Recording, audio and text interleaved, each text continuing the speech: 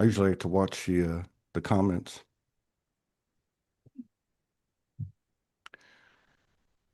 Let's see, one,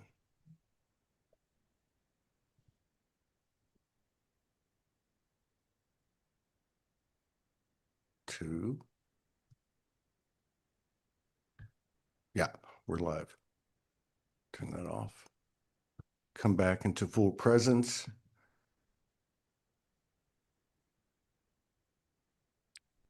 All right. The Soul Ghost Hunters radio show. A day late and a dollar short. Hang on. There we We're go. always right on time, Todd. The universe is never late. It's always on time. We're just a reflection of it. We're made in the image of it. Right? Exactly. Wow. A lot of crazy stuff going on energetically the last few days. But let's jump into the ghost stories. Well, if we're noticing energetic things, those are forms of ghosts on some level, aren't they? Because they're capturing our attention and they want us to notice things that we haven't been noticing. Yeah. And at some point, they start hitting you in the head with a 2x4. Yeah, that's Ain't that right. the Until truth? we get it. Yeah. And there's Mm, parts of us, I think, that are really fighting it. And, you know, we've been having this series for the last few weeks and talking about the ghosts that are outside of ourselves. But what are the real ghosts? The identities that we've taken on through this experience, which have been, and I say this in full reverence, have been the greatest code we can be given. And the greatest code of it all is still hidden in the ghosts within ourselves. We don't want to admit it. We want to project it on somebody else or some other thing. And the reality is it's us. So, so very like my true. soul says, shut the fuck up and get out of the way and let this Oh, thing roll. well, it sets the stage up for a great story that we are going to start with today. It's a Zen story, and it's about a monastery. And there is this group of senior monks who call a meeting, and they want to talk to the senior most monk because they have a problem with his disciple, his protege. And so they each take turns sharing their views of why this disciple needs to be excommunicated, thrown out of the monastery, sent away. And the senior most monk, he listens to each of the stories. He listens to how his peers are saying, well, this disciple is obnoxious, this disciple is violent, this disciple is not monkish material in their views. And he listens to all of it and he thanks his colleagues and he appreciates their presence and their views. And so when they're finished, they say, okay, when can he leave? And the senior most monk says, well, I'm sorry, I'm not going to let this disciple go because he is my greatest teacher. And they look at him with wide eyes and they say, well, why ever not? And he says, well, before I had this disciple, I thought I was patient. I thought I was understanding. I thought I was sensitive. I thought I knew myself. And this disciple reminds me every day that I know nothing. He keeps me humble. And that is why he will stay. And it's a very interesting story that follows exactly what you're saying, because so often our sense of ghosts is something we project. And the story reminds us that we're all invited to turn inward and look at ghosts from a different vantage point, because there's wisdom there that we're often missing. Can you relate to that story? Yeah, um, totally. And when someone or something reflects it back to you, um, that you stand in your own power. When you stand in your own power, you are the ghost. When you take into consideration the external shared experience. So, as you were telling that story, a memory came back. Before my life with Sology, I spent 30 years in my industry, and I was with the biggest company in the industry. And I was one of, I think, four. I was in the top 6 or 7 executives. One of four divisional managers. And so what had happened was they had come out with this compensation plan the prior year that was unattainable. And so the only one that made it was me. So we go to the meeting the next year and they unveil a new uh, compensation package, which, we're there for two days on a weekend of the next year coming and all the goals and all the things we're going to do, initiatives and everything. And at the very end, they decide to unveil the compensation plan. So there's this giant room. There's probably about 40 senior executives. I would say probably 30 of them were field managers, of some level, divisional or local or whatever. And so they unveil it. And, if the clock was at 6 p.m. where they were standing, it went all the way around to me, which was at about 5. So I was almost the last person. What I mean by that is they unveiled it and they asked everybody what they thought. And so as they went around the room, everybody was like, oh, yeah, it's okay. And you could tell it wasn't. And for me, it wasn't.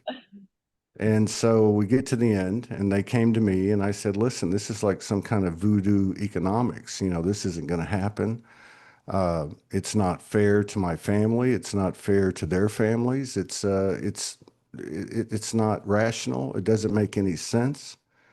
The numbers are, fluffed up and full of BS and whatever the case was. And the room got totally quiet. And so a couple more people said, after me, they said, oh, yeah, it's okay. And so we got on our planes because it was the last thing we did at this weekend meeting and we went home. And so I get home the next morning, I get a call from the CEO who, we had a mutual respect. We're very different. He was a number one in the class, Columbia Law School, blue blood, connected, uh, very much so. And so anyway, he says to me, after you left, I called a couple of the guys in and I said, do you think Todd was right? And they said, yes. And he said, well, why didn't you say anything? And they didn't have anything to say. So they changed the compensation plan. But I was a ghost in that moment. And I believe that if we look at our lives, especially since 2012, and I know some people are before that, especially a lot of the sisters, um, we've been the ghost. The ghost isn't a bad thing. The ghost is the willingness to stand your own power, even if it's not a perfect speech or a perfect action or whatever the case is, but to hold true to yourself, and therefore yourself is no longer the ghost, and it is the ghost of all ghosts because it contains all ghosts. Mm. So very true. And that's a great story, Todd. Thanks for sharing that. Mm. And it is a great lead into some of the movies that we're going to be talking about today that some of our listeners have brought up to our attention. And one of them we looked at before, The Sixth Sense from around 1999. Bruce Willis, you might remember that one. Yeah. One of the scenes that we didn't talk about last time we raised it was the scene where there's this deceased girl and she is guiding Bruce Willis and the other child to see a series of events.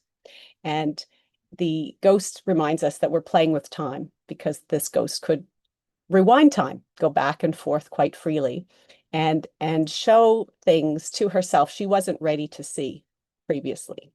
And this is one of the things about ghosts. We all are ghosts in our own right, in our own lives. And there's a certain timing that happens when we're ready to face things, when we're ready to bring things out or speak our truth. And there are reasons why we wait. And in that particular movie, there was a reason why that child waited because she wanted certain events to unfold and she needed someone in the physical world to help her. And so that was part of why that happened. Do you remember that scene?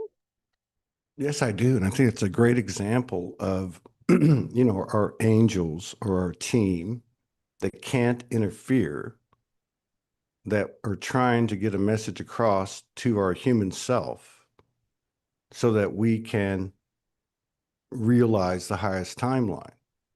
And what I've seen over the years, which is very interesting to me, and this is a great example, is where those our higher selves sometimes have a better level of communication through another one that's playing with you, one of your playmates, one of your mirrors, one of your reflections. And so, I've had instances where maybe 3 or 4 instances where a stranger will like turn to me and say something to me and they're not even aware of it. It's a channel. So Mm, I think there's something to that. And the fact that she was on the other side kind of represents that to me.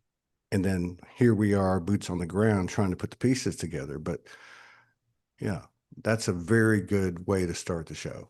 I mean, the Zen things are always great. I love those. But that's a really good example of what we're experiencing that may be different than Atlantis or Lemuria or Elysium, a space that only the humans that we are have experienced, and therefore their vantage point and perspective is the key, mm.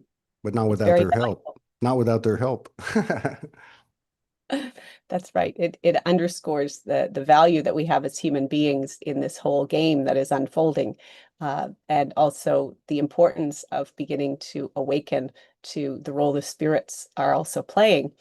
And it's a great stepping stone into the film Contact, which is also something that we're going to explore today.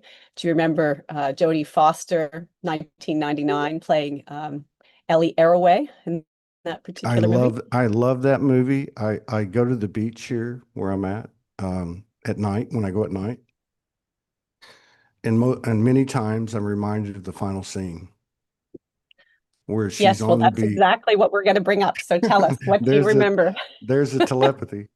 This is the higher level of communication that I'm talking about, that we're all feeling, that it's not about explanations or anything like that. You can weave them in there. I guess we're trying to do that now, but I have 4 daughters and I serve the mother universe because it all starts with the mother. And here you have a scene, a final scene where the feminine pushes through her power and lands in a new earth, a new creation. And the impetus, the facilitator, the omniscient father walks up to her on the beach. And I've relived that probably in the last 4 months in Mexico, probably 40 times. Yeah, so that's what I remember. What do you remember? I do remember that. I remember a lot of things about that movie, but also the impact of that scene is quite remarkable for more than one reason, because Ellie initially feels that she encounters her father, but it turns out that this is essentially a form that an extraterrestrial being takes in order to connect with her and to make contact easier. And so for many viewers of that movie, it's a step toward communicating with other species on a whole new level outside the physical. And it suggests possibilities that can happen, are already happened, have happened. And to move along from that, the discussion that happens after that in the courtroom, where Ellie, who is a scientist by training with a logical, rational mind, is attempting to convince people that this event or series of events she experienced has happened, but she has no physical proof, which her scientific mind really wants and feels it requires. And yet she has to share it on faith. And faith is something that is very new to her because it's not something that she typically subscribes to. And there is this 18-hour period in human Earth time that she says she experiences things and she has a no explanation for. And what happens is there is 18 hours of static that is found on her headphones. And it's based on that and the fact that it can't be explained that funding appears for her to continue her research. So there are scientific minds, political minds, um, people that typically would only believe something based on physical proof that are prompted to take a leap of faith, to tune into something beyond the physical and to trust. And I feel that that is a very far-reaching message that goes far beyond the movie itself. I love that movie. And it Mm. reminds me of, we all have our wake up experiences. Mine was very profound. It happened at 1:11 in the morning on May 30th, 2011. And I was in the backyard, a courtyard, a townhouse, right on the end of the row. Next to it, there's a huge cemetery with all these giant trees. And they had actually just accessed or annexed the land next to me. So it was just a big field till then. So it was, they hadn't even done any work on it. So I'm outside at the time. I was trying to maintain my kundalini and my balance by teaching myself how to dance to hip hop and electronica as I, viewed my shadow on the fence. It was a pivotal moment just over 14 years ago. Anyway, so I'm about to go to bed. My wife at the time, bless her soul, she's up in the stars. Uh, she sends me a text message, 1:11 in the morning. Are you coming upstairs? And I'm like, yes, I'll close it down now. So I close my computer down. I look up in the sky and I see like this star or comet coming right at me. The trees are in between us, and it's just like, what the hell is this? And it stops at the trees and turns Mm. into the face of the cosmic Christ. And I look up at him and I say, and he's grinning, kind of like looking at me like a parent would look at a child that's taking something too seriously, and it's so genuine, innocent, and pure. They're just laughing. And I said, "What's going on?" And he said, "I don't know what you're so worried about. I've been watching over your family for 2 years and 8 months." Well, 2 years and 8 months earlier, my wife at the time had taken a bottle of Tylenol PMs, just downed them like, nothing. And there was a whole thing behind that. And I said, yeah. And then this wave of like plasma and love, peace, like you get in an NDE or out of body, just covered me. I'm like, yeah, okay. So I looked back up at him and he was laughing now, a little bit harder. I said, what's up with that? He said, well, we're going to find out now. You're the one of the unshakable faith. Tomorrow your world's going to turn upside down. And just remember, you'll never be alone and you'll never be forsaken. And it was like he said to me, pass the butter, please. Like we were just calm and casual. And I went upstairs and lay down with my family for the last time. So my point is to going back to what you're saying and I forgot about that part. So I'm glad you brought it up because there's two things that come to mind. One is that was me. That was me. Now, it took me a while. We've all had access to aspects of ourselves that we felt were more external. And as time went on, we embody them. Mm. So as time went on, I realized that was me. I am the cosmic Christ, you know, and everything that represents and even more. Um, I think the second thing about that example is the evidence. There is no evidence. And we're creating new code, which is the evidence.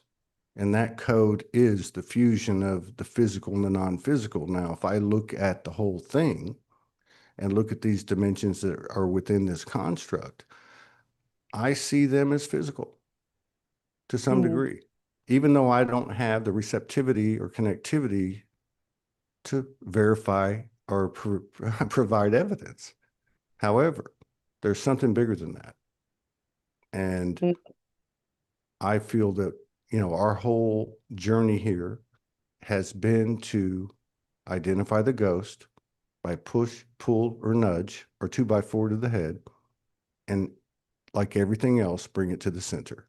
And on one end of the spectrum is our full human consciousness in physicality, and on the other end is everything else. And so, Mm, that's what it reminds me of. So I'm glad you brought that part of the story up because I forgot all about it. Because at the end, it was all about her. It was all mm. about her. That was her father. That was her soul family coming from a higher level of frequency, utilizing a method that she would relate to. But it goes on and on and on. So, great way to. Third thing. What's the fourth one? Well, it comes back to this whole concept of proof belongs on the physical plane, and proof is valuable on the physical plane. But from the moment we recognize we're multidimensional beings, there are aspects of ourselves that have no external proof. And it's part of that pathway to trusting ourselves. And that's something that we have to do individually. And again, this is a stepping stone. I love how stepping stones happen, but The Edge of Tomorrow, one of Tom Cruise's movies, is another one that was brought up. And I find the synchronicities of the suggestions we get from our listeners and viewers is quite profound. Are you familiar with The Edge of Tomorrow? I think I watched it, but I don't remember all of it. I think he was he like some kind of spy or something? He was living in like this really modern house. It was in the future kind of thing. He had a girlfriend. It was, yeah, is that the one? It's like a spiritual travel metaphor, and it on some level it reminds us of Groundhog Day because he's this warrior, and essentially he keeps reliving this same scenario over and over again in order to learn what he needs to learn to get himself through it. And what's a little different about that particular movie as compared to something like Groundhog Day is he has the uh, insight into his previous choices. Whereas often when we come into an incarnation, we have complete amnesia and we have to sort of work blind in the dark to learn our lessons and move forward based on karma or whatever other forces you subscribe to. But in The Edge of Tomorrow, Tom Cruise is able to retain wisdom from previous choices that didn't work. Sort of like the analogy that can be made of what's going on the Earth plane right now. You know, how many different scenarios have there been where there have been catastrophic ends to the planet, and yet we are going through another scenario where we have a choice to go in a different direction. We don't have to have a cataclysm like Atlantis or some of the other previous civilizations that are coming back into conscious awareness. We can take our civilization in a new direction. And so, depending on what you subscribe to when you watch that movie, there is a lot that you can unpack. Yeah. And even in our personal lives. So, Mm. what you're describing is something that I believe's occurred. So you know, in the retelling that you're giving us, which I believe is true, that is the collective outcome of the individuals. So how many times? I mean, I know I had one early in my awakening. I guess one download or whatever the case was, dipped into the Akashic or whatever, and with an individual, I had 36 timelines. Mm. 36 different iterations to the point that that occurred in the physical experience that we have. And so yeah, um you know part of forgetting, part of the amnesia is forgetting the magicians, alchemist that we are. This is how we work things out. We are the code. We are the fucking code. And we have to keep the carrot on the stick. We can't give us all the information or that everyone's going to end up right back at source. And that's the most beautiful thing there is. And that's the core of all of us in every cell of our body. However, we get bored and we want to come out and play. And this has been the greatest ghost story we've ever had because it involves such a level of distortion in the universal polarities that you begin to question magnetics, electrical, everything. And you're stripped down to nothing until all you have is that. And yeah, that's the ghost.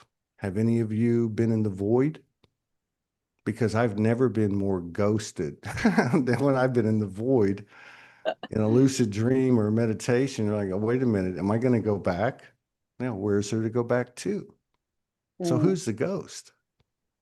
The mm. universe? I mean, what is ghost? Is what? Mysterious, unknown, eerie, could be many different emotions felt, depending on where you see it from whatever perception you have at the moment or however that changes. But this is universe. It's the great unknown. And what it tells me is bring your ghost, live your life in the present, beyond cliches, and create the code. Yes, Create the creating the new code. create the new ghost. Unravel the next one. That's it. It's kind of a friendly reminder that as you grow beyond the initial awakening, you can expand exponentially. And what Tom Cruise's character shows us in that movie is he moved from a vibration or a frequency of being terrified with the consequences of that, reaping the rewards of that, to becoming sort of the savior of the planet. So there was a huge spectrum of choices in between and timelines, if you will. And he was able to experience a number of those and retain the wisdom from that and make the ultimate choice that made sense to his being. And it's an echo or reminder for all of us to remember that every choice that we face has a timeline, it has consequences, and it can take us in a certain direction. But we can also grow more conscious of what we're doing in the moment and use that wisdom to take us in a completely unforeseen direction. Yeah. So imagine, and I don't know if this is accurate. I'm not about to say if it is or isn't, but 8 billion people on the earth at this time. Mm. So if you just took one timeline they have from their thought patterns or their memories,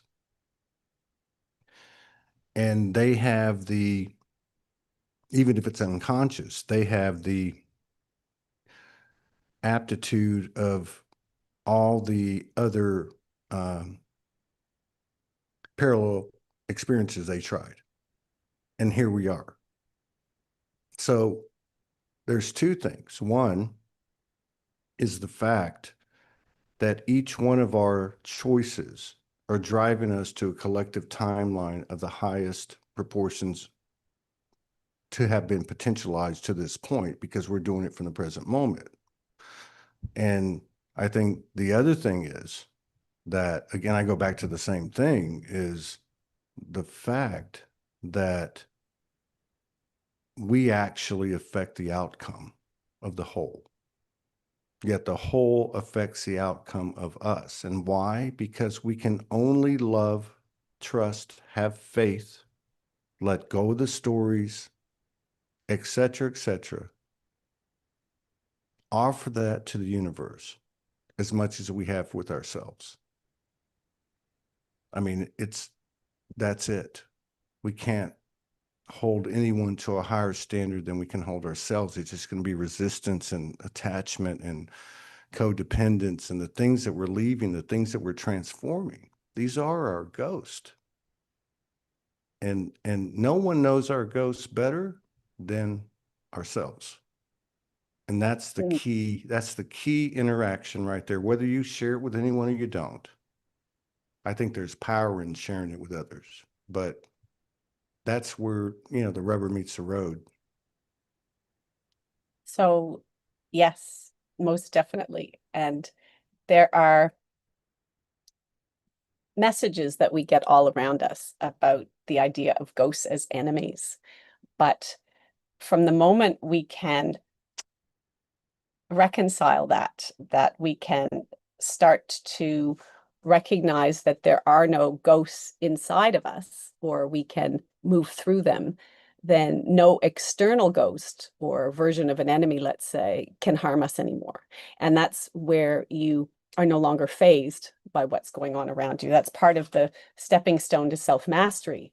And some would even say that if you master a certain number of ghosts, Buddhists would say 13 ghosts inside you or 13 enemies, then you are approaching self-mastery. And these include things like greed and lust and lying, and they're the traditional sins that are listed in the scriptures as well. And if you look at each of those as a ghost and how it takes shape in your own life, and you see it as it is, and you move through that, and it no longer controls you, that's one of the ways of transforming your frequency, your vibration, and that's going to transform what mirrors back. Yeah. So, you know, if there is no ghost within yourself and you cut the bullshit, even if you don't admit it to other people, even in whatever, you just say to yourself, yes, I'm this and I'm that, and I don't want to accept this, and now I do, whatever goes on in that human soul exchange. You are not going to see your ghost in someone else. People talk about ghosting. What is ghosting? Ghosting is projection. Mm. The ghosting term that people use in social media and what's come online in the last few years is a repercussion or an echo or a ripple. Because real ghosting is I'm looking at you and I'm just taking this right now, like, in the moment as an example. What am I seeing in you that I'm being judgmental, prejudice, bias, superior, inferior? It's my own reflection. So if the key to the game is to accept every ghost, everything that comprises the illusionary ghost that I am, then I won't see it in anyone else. I won't see I see, I've said this for the last 4 or 5 months, like doing the show. I'm seeing more and more of my soul reflection in the other person. And I keep making the joke that, I go from one show to another. And it's like they just shapeshifted. It's the same person, which is kind of ghostly. But seriously, to me, all this talk, all the narratives, all the predictions, the prophecies, and now they're lighting up all the platforms on YouTube and so on. And this is what's happening with Three Eye Atlas, third eye, I might just add. That's the only significance I saw. But what's the reality of it? The reality of it is it's a extrapolation of ourselves projecting something back, just like that happened to me May 30th, 2011, when I thought the cosmic Christ appeared in front of me and talked to me. It was me. Or maybe it was the me, you, we, and it. But the fact is, we're having this collective experience together now. And, the only ghost that's ever been is ourselves, from ourselves. We've ghosted ourselves. And Mm. so, yeah, I love this line of conversation because I do believe there's a huge benefit in sharing, and it's not easy to do. So the fact that you have written this book or writing this book, this memoir, and the active word or the key word is ghost, there are so many multi-dimensional, you might say, definitions that come from that. And they only come from engaging it with all frequencies available to an ever-expanding vibration. This is a world I feel we're walking into, and there's no ghost allowed. Look what happens when we keep an open mind, right? The world is the oyster, or we don't have any limits. Um, this is again the stepping stone to another amazing movie that comes to our scope of awareness this week, Inception with Leonardo DiCaprio, where we are reminded that we are galactic. This is about sending part of our multidimensional being or multidimensional understanding outside of ourselves and to Earth and to different dimensions. Do you remember that movie, Todd? And if so, what stands out for you? Absolutely, I remember it. Absolutely fascinating. The key theme for me in the movie was a dream within a dream within a dream within a dream. So Mm, let me just say that maybe within the movie, in my experience, I saw seven different levels of that. So mm, you have this me or you, uh, and is that the oversoul? Whatever it is, it doesn't even matter because now you go into the next stream and then the next stream and the next stream. So the one at the highest level, unconsciously or not, is connected to all of that and so on and so on. So that's a very, very, um, almost, incomprehensible level of, trying to hold in my brain.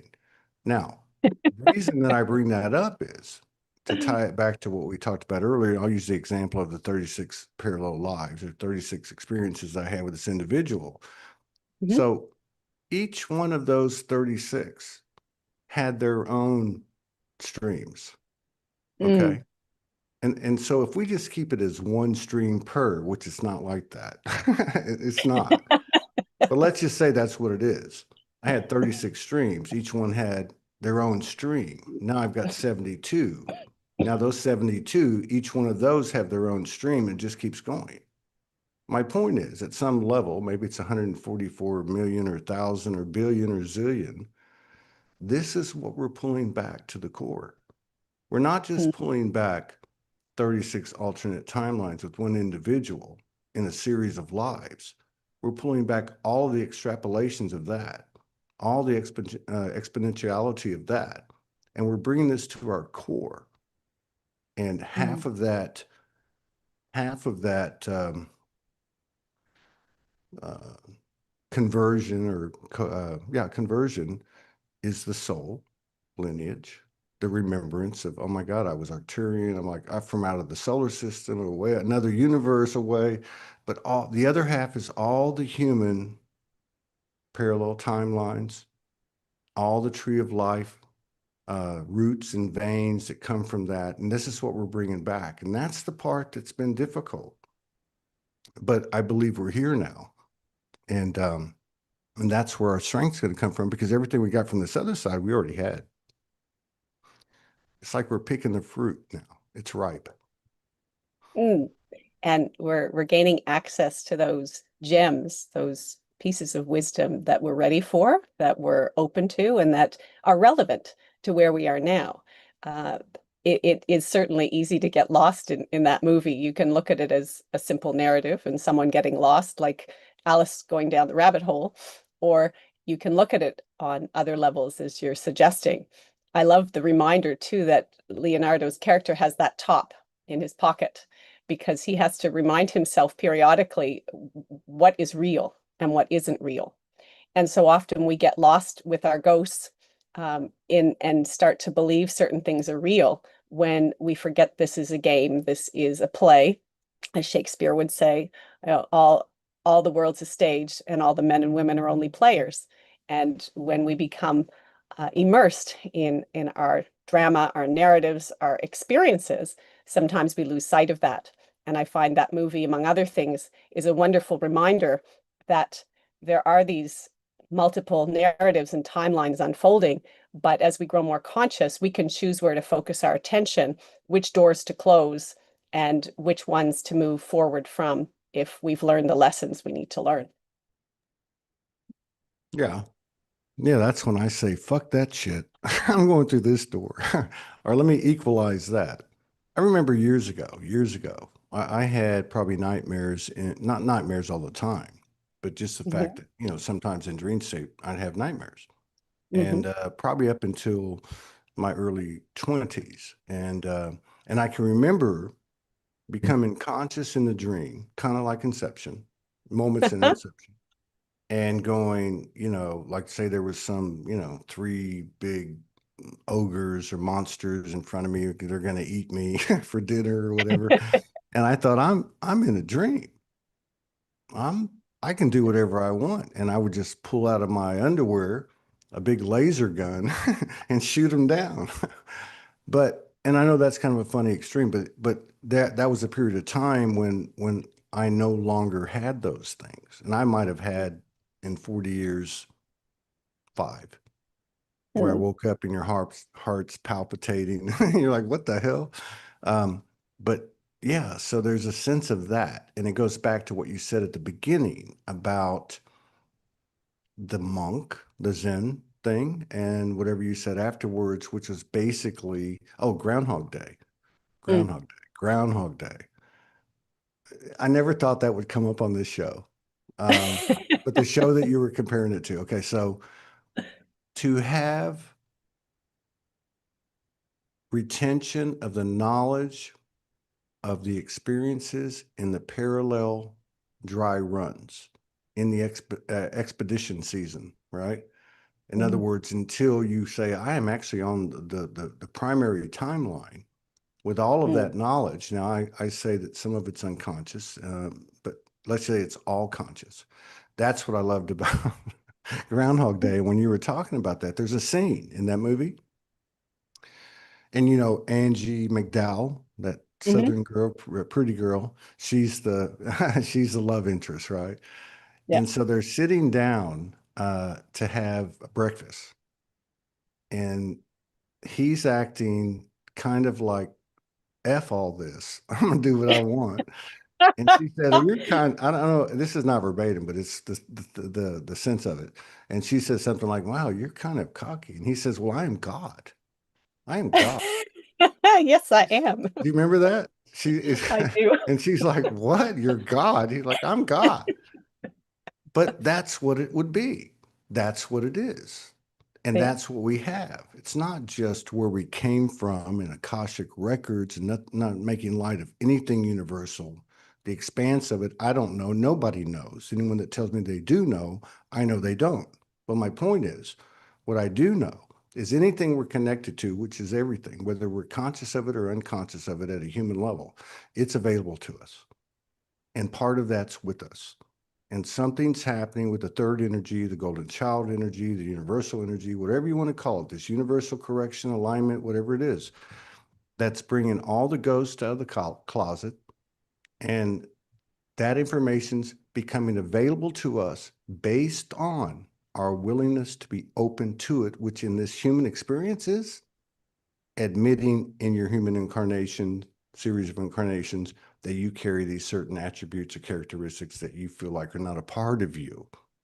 Mm, Okay, so open up to that shit so you can shift, you know? It's the ghost. We are the fucking ghost and we're made of ghost. And this has been an almost delusional series of incarnations. In the summary life, we've all come together and, you know, as somebody once told me very profoundly, it's never them, it's always me. mm. Wow. That is very far-reaching, isn't it? I would like to draw attention to a film called Jupiter Rising from 2015.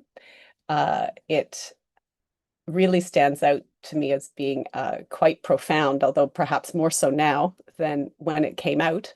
Do you remember that particular movie? I watched it, but I can't remember too much. I remember there was a man and a woman involved. They were, I think she was from another place. She came to Earth. He met her. Is that right? Yes, there was Mila Kunis. She looked like a normal, everyday human being. And one day she's sort of confronted with the idea that she's a galactic princess from some other star system. And she is invited to embrace her destiny.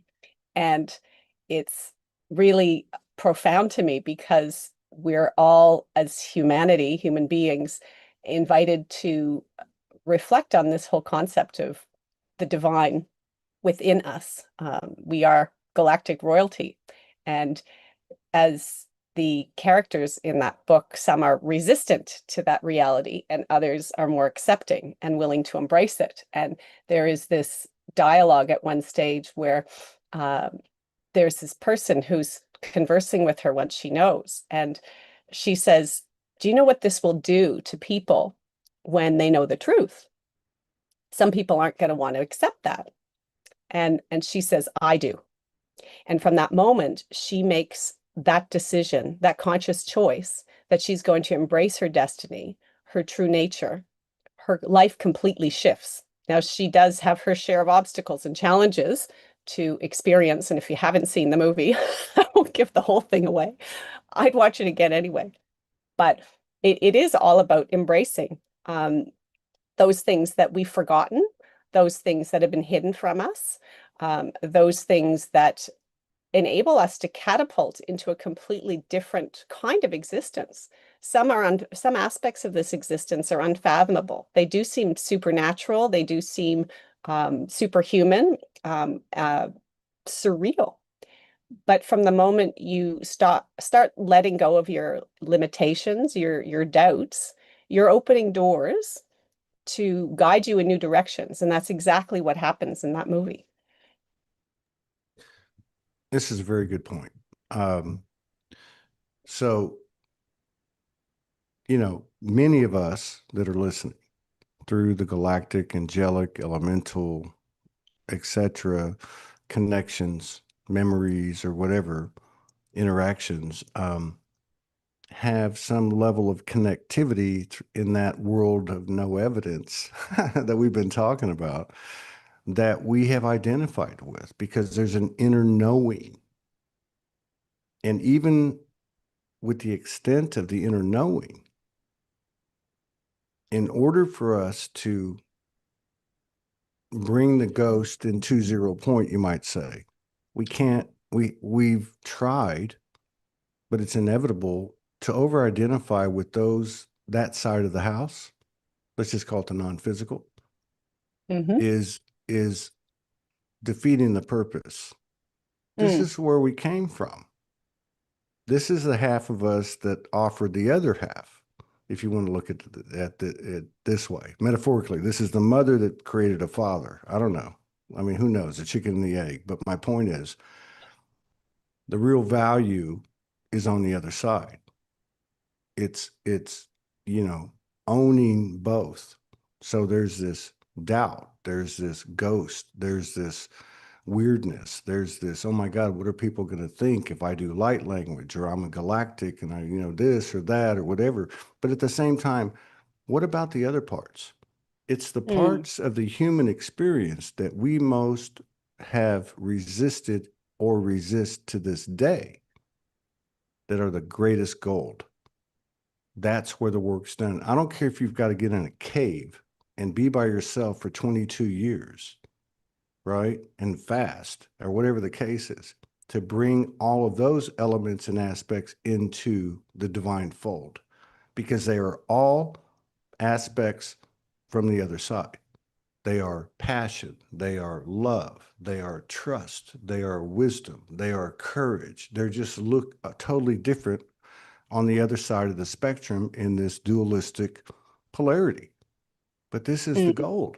This is where the exponential growth happens. This is where the ghosts are transformed, once seen as ghosts, into the miraculous wizardry that they are, that we are. mm, mm. And at a human level, And we got to face it. At a soul level, we can't do it for the human. We only can do it together. I think mm, that's what the human has to accept is um, that, yeah, I am soul. And I take these steps forward without doubt, without reservation, and without right or wrong. And my soul is with me, which means God, Mother Goddess, is with me. There are no ghosts, but the ghosts have been the biggest catalyst we've had in these incarnations. They're the mm. shadow, they're the true shadow. That is so true. And in that Jupiter rising, you have the idea that the protagonist really is on this quest to prevent the destruction of Earth. And why is she on that quest? It's because it symbolizes humanity's quest um, to honor its wholeness, the spiritual and the non-spiritual, the physical and the non-physical. And in the movie, that protagonist originally only has awareness of her humanity. She doesn't have awareness of the spiritual side. And it's the whole journey of embracing that can be quite challenging, as that story reveals, but it's Mm. also very rewarding. And I love how you point out in your commentary that there are certain things that we're here to face. We need to deal with it, and they come to the surface, these things, when we least expect it. There's a movie from 2013 called Coherence about the passing of a comet. Do you remember that one? I think I watched it, but I don't. Well, for a lot of people, it was utterly forgettable, but just to bring it up in context, essentially, as this comet is passing, there's this group of people who are together and they experience what might be a hypothetical pole shift of the Earth. And all of a sudden, all of their shit comes to the surface, and they need to deal with lust, they need to deal with dishonesty, they need to deal with all of these. They're all Um, like in a house, right? They're all in a yeah, house with young, they're all yeah. in a house, Yeah. and they have to, they're confronted with, their demons essentially. And during the passage of the comet, everything comes to the surface where they have the choice to act certain things out or not. And they have to deal with the consequences of that. And this is precisely what we're talking about with the shadows and the idea of what ghosts are. But as soon as you confront these things, you bring them to the surface and you see them for what they are, then, like the comet in that movie, it passes. The energy subsides or dissipates. You have to deal with whatever has come up, but then you realize it doesn't define you. You move beyond it. And another movie that comes up as a suggestion of one of our listeners, which I feel is very valuable, is Where the Crawdads Sing. Did you end up seeing that particular movie? Okay, hold that thought. You just went way out in left field. Because I want to come back to that movie, but I want to make a point. Okay. What you just brought up, okay, was to me connected to the Tom Cruise character, the Mhm. Jupiter Rising character, Yep. and that at the core of it all, I love what you said at the end of this narrative that you were talking. At the end of it all, the core of it is our shit comes up. And, to me, and I'm reading between the lines, is this is what it's about. It's not about you in regards to me. It's not about anything outside of me. It's about me, how I see things, how I perceive things, how I believe things, you know, and the value of that movie Coherence, the part that you said that really kind of put the cherry on top was then you realize basically there's no judgment, there's no fault. It's an Yep. experience, but not to just throw light on it. It's genuine, it's innocent, and it's the point being is those are the things that you came to be that you came to see. And the best thing is the parts that you don't want to see while you're the avatar in the video game are the deepest, most core things where the newest and greatest code can be delivered and built and birthed from. Now, the crawdads thing, you're going to have to remind me a little bit. I think I saw this movie. If I didn't, I read the book. It was a book, I think, right? Yes, it was an international bestseller, and then Okay. they made it into a movie. So what Um, was what was the theme of it? Well, there were a number of things, but it was quite challenging to watch this movie on some levels because it was about abuse and neglect on some Yeah, level. I remember. And Yeah. for a lot of people, ghosts include violence against women and children. And these themes do come up, but they also come up in such a way as to remind us that when the darkness comes to the surface, we have the choice to split off into another timeline or to deal with the stuff on the timeline we're on and continue moving on that timeline. And there are characters in that movie that run from violence, that are victims of rape and different kinds of abuse. So it can be a difficult movie to watch. But what is quite profound is how the different characters deal with their stuff. And the reason why this was brought up by one of the listeners was because for that listener, um, the idea of a perpetrator was a ghost in her life. And in terms of how we're dealing with the sacred feminine in this day and age, there are a huge number of movies historically that were brought up by people this week. It seems that the theme of rape and abuse against women has been quite far-reaching for a lot of people, but they're also at a point where they want to face these things. You know, be it Braveheart years ago, 1995, with who was it? Mel Gibson, or The Accused with Jodie Foster, 1988. There were a number of movies with the same theme, but this ghost of either perpetrator of childhood sexual abuse or rape have been things that people don't want to face. And it just sort of seems that people are bringing those things to the surface because they're ready to deal with that energy. And it's not only their energy. This is something that is important to point out because sometimes this runs in families, in lineages, like addictions. You know, people will say, well, in my family, there were alcoholics, or in my family, there was this illness. And they put these words into spells as if to assume they're necessarily going to experience it. And similar things have been said about violence. And so it's important to see that in that particular movie, there's retribution, you know, and in other movies, there, even The Accused with Jodie Foster, you know, there was the victory in the court case of reclaiming power.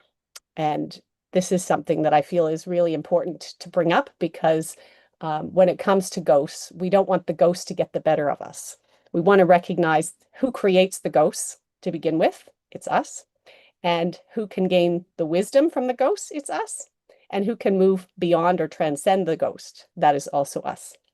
Mm. Yeah. Wow. So I have an affinity for movies that are made in the Deep South. And I believe Hmm. that movie was the Deep South. Yes. And so, you know, sometimes you go into these deep dives, and I guess through this series of shows, collaborations, we're examining uh, open-heartedly the dark side, let's say. So I Mm. feel like the comments you made from the people that, you know, wrote in about this movie are very pertinent. I think of a movie that was made in Savannah, Georgia, and it was called Prince of Tides. And it Yes. was with Nick Nolte, Barbara Streisand, and I don't remember the other characters, but the storyline is basically this. And if you look at this from the soul's perspective and along the lines of the frequency band that we're having this discussion in, it's the triad. It's the child, it's the masculine, it's the feminine, it's the mother. Mm. So they're in a rural Savannah. It's a mother, a single mother, with a boy that's probably 8 or 9 or 10, and a girl that's 7 or 8, 9. And three prisoners break out of prison and they come upon the house. One rapes the mother, one rapes the daughter, and one rapes the son.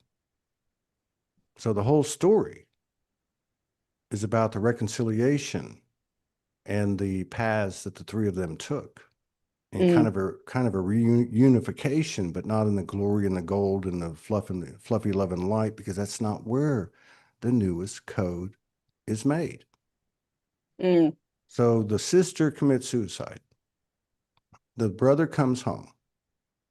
He's estranged from his mom, and he's also seeing this psychologist, Barbara Streisand. And it Mm. all comes together. Psychiatrist. Remember? It all Yes, I comes do. together, and there's an incredible scene in the movie. So for all the connection that we make to the masculine and the male and the man, because it's a patriarchal cycle, it's not right.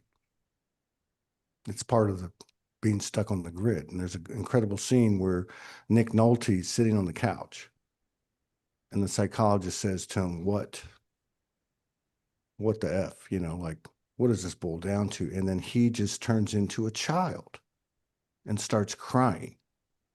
And I remember reading a story about it. He's a great actor, obviously. Mm, And he said something happened to him in that moment. He mm, literally shot out of his body and just let it roll. You could watch those 3 minutes of him on the couch and understand that the masculine and the feminine pain is the same.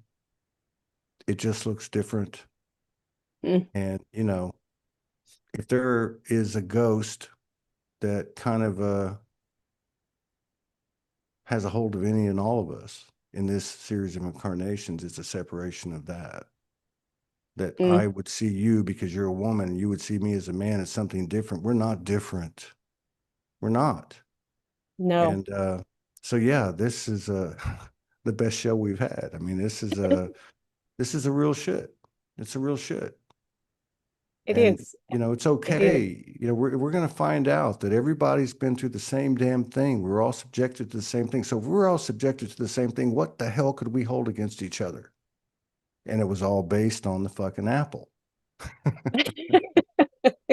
That's why it's stuck in his throat, because he ate it. And they turned everything upside down from there. And it wouldn't have mattered if she ate it or he ate it because we ate it. But yeah, what a string of movies. Whoa. It was. Well, I know there are lots more, but I just want to end on a particular one today because I know we're coming to the end of the show. But this one is also another quite profound movie for those who've seen it. Eyes Wide Shut, 1999, Stanley Kubrick's last film, which had scenes cut out of it apparently before it was finally released. But there are a number of different perspectives on ghosts in this movie. Nicole Kidman and Tom Cruise were the main actors in that one. Do you remember that, Todd? Mm, yeah, I do.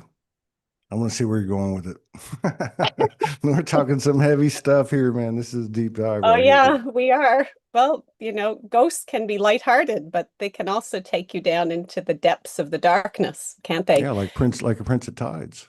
You know. Yes, and that's an excellent movie. I'm so glad that you brought that up because it points out the balance that is required between masculine and feminine. And so often either the masculine or the feminine is viewed as the enemy or the problem or the ghost. Whereas really you need to be able to empathize with both sides, both energies, and reconcile them within yourself. So thank Mm, you for bringing that up. Again, mm, that's another movie you could really explore in more depth, but the context that you raised is perfect for today. mm, mm. With Eyes Wide Shut, now this movie is viewed in many different ways. And in terms of ghosts, there are, again, unseen forces that stand out as being uh, worth pointing out. You have a dreamlike movie for a lot of people when they see this. It seems dreamlike, like they're walking through narratives that they aren't meant to be places where they find themselves. And so there are ghosts of regret, ghosts of displacement, the sense of unseen forces that are um, present where they shouldn't be it in the sex scenes, be it in meetings with powerful people.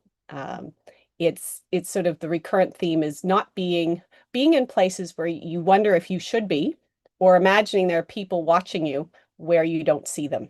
So these are some of the things that stand out to me. What about you? Well, all I can say is that to me, I know we're ending the show, but to me, this is a whole show because there's Oh, so much there. we can Anyone that, continue next week on this one. yeah. Let me just drop a few though. So, Okay. anyone that knows Stanley Kubrick knows that that's a very unique director, creator, um, artist. Uh, Part of the reason that he is so profound is because he takes into consideration a vast spectrum of dark and light. And then Mm. again, you have the multifaceted messages of each nodal point in that spectrum. Mm. So when you talk about eyes wide shut, well, first of all, let's take the meat of what you were talking about. Yes, these things are there. They don't seem like they should be there, but the fact is they're there because you want them there, need them there, and have ordered this. So Precisely. we spend a lot of the last, in my opinion, overall, first of all, I'm the greatest cheerleader of the human soul. But how long are we going to stop denying our creative ability? We are manifesting what we want. We are being given, as you go back to the top of the show, the couple of movies that you talked about, Groundhog Day and the other one, we are more consciously holding on to and remembering the value of our experience in contrast with what we've downloaded of our true and original nature. So it's kind of like stop fucking around, because as long as you do, as long as I do, as long as I keep those threads open, those little doors open, like, oh yeah, I can, maybe that's okay. Whatever the case is, be it whatever, be it salacious, kinky, greedy, whatever the case is, they're going to be there. Now, there's a very powerful scene at the end of the story. I don't know if you remember. I think you're the one that told me about it. I had to go back and watch it, where the two men that have been following them walk away with their child. Mm. Right? So listen, okay, I'm sorry. I feel like it's time that we step into our true nature and understand that, yeah, I was the father and somebody was the mother and that was our daughter, and we allowed that to happen. Why? Because of the Mm. fear of the unknown, the fear of the ghost. But what ghost is that? It's not outside of us, it's inside of us. Do we trust ourselves? Do we have faith in ourselves? When we pray to that which is all, do we give ourselves the same level of reverence and respect? I Mm. feel like this is what's happening now. And Mm. and so that's just one aspect of that movie. That movie is deep. It speaks to many things in our recent history, to And our include collective sex, unconscious. exactly, to include sex Mhm. magic, to include power over, to include duplicity, to Mm. include bullshit, drama, fuckery, force, All of it. coercion. Yeah. Yet, yet, you started with the Tom Cruise thing, you ended with the Tom Cruise thing, and what was the key ingredient in that? And the one Jupiter Rising, and even Groundhog Day, even Dorothy. I can change this shift right now. That's right. Right I now, can, at I this can do moment. this right now, period, end of story, and all you MFers go away. I love Mm. you. Thank you for the experience. Oh my God, you blew my mind and faked me out. But hey, I'm ready to go to the next level. And I think that's where we're at. I really do. Mm. What a crazy movie. Very well put. And there are lots of other things that I'll bring up on our next show, but I feel that leaving off with this one, just continuing with it Oh would my be a God. very good idea because This there is is a what they lot call of this there. is what they call a cliffhanger. Yeah. That's it. It's a cliffhanger. What kind Yeah. of ghost will we find through it as we sift through the meat of the bones? Yeah.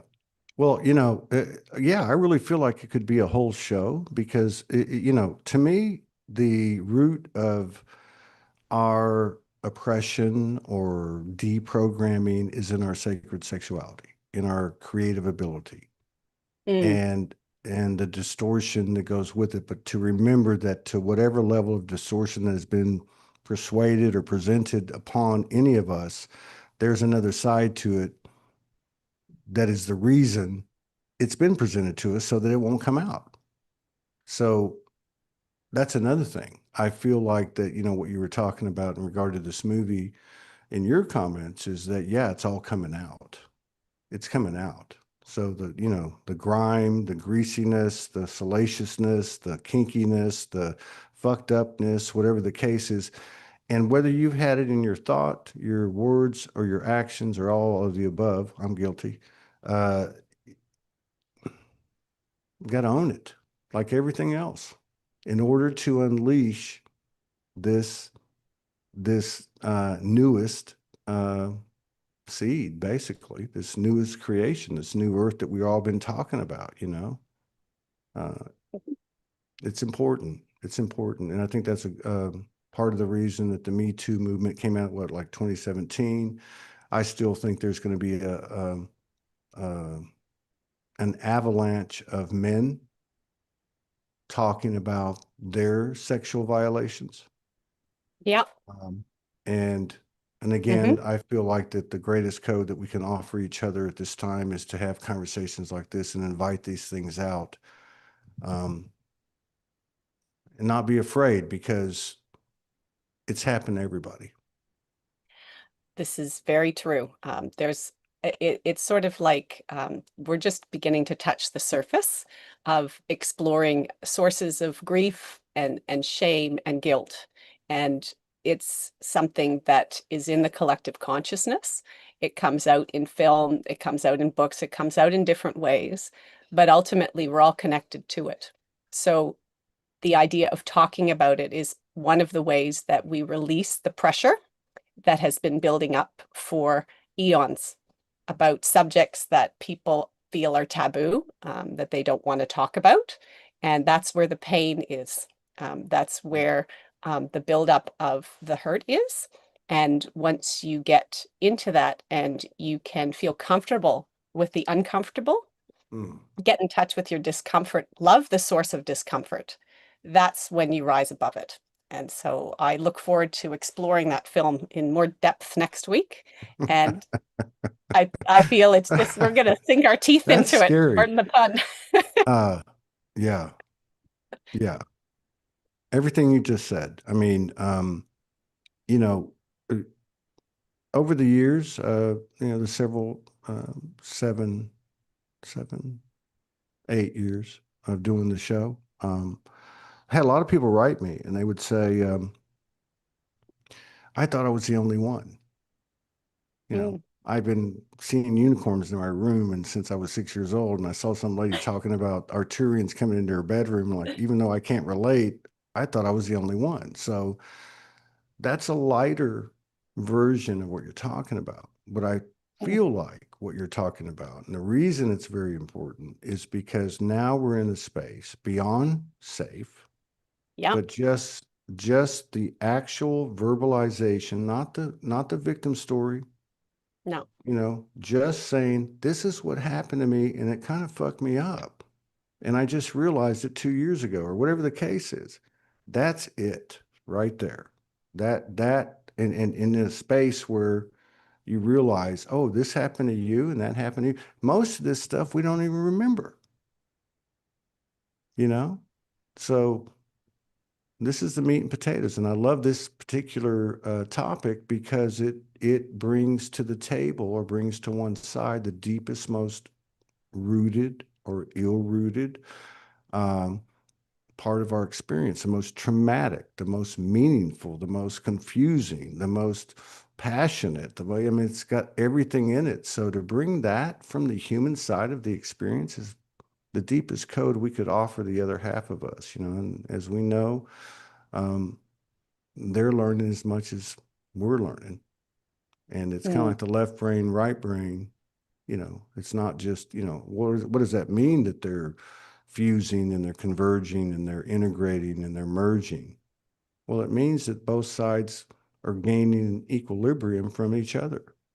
And this is the deep part for the humans. And it's the tough part, but we mm. can do it. We can do it. We It's going to be a good can. show next week. It is, and I guess to borrow a line from Jim Henson's movie, the Never, no, it's not the Never-Ending Story. It's the Dark Crystal. Yeah. It's where Agra is looking up into the stars and through her observatory, and she's talking about the great conjunction that's coming. Mm, mm, There's this triangle in the sky where these three planets are coming into alignment, and it's very symbolic of what's happening with the divine masculine and the divine feminine and the balance that we are bringing forth, and mm, talking about the subjects that are coming up during the show is all part of it. So join us. We love to have you here with us. Your presence, your feedback, it's all valuable. Thank you for being you. And thank you, Todd. And thank you. Peace out. Same time next week, a day early. We had to come on a day late. So we'll be on Right. next Thursday in the Northern Hemisphere, Friday in the Southern Hemisphere. Same time. Take care.